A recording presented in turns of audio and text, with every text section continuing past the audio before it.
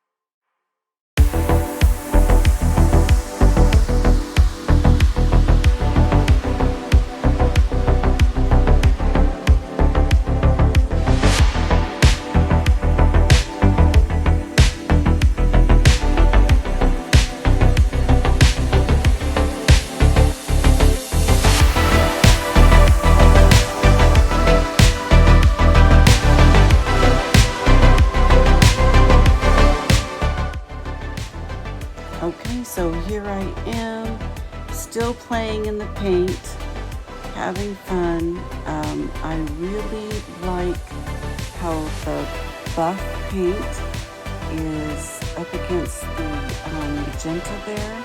I think that's super cool. But of course, I just want to keep playing with it, so let's continue.